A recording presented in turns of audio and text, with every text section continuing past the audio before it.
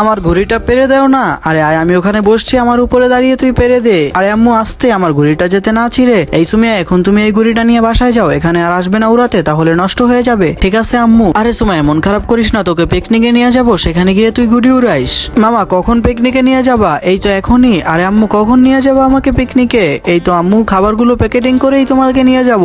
মামা, আম্মু কই গেছে, আর কখন যাবা? আরে তোর আম্মু একটু ওদিকে গেছে, তোর আম্মু আসলেই আমরা বেরিয়ে পড়বো। ইয়েস, ওই তো আম্মু এসে পড়েছে, এখন চলো। আরে কই যাও বলবো না? আরে তোমরা কোথায় যাচ্ছ?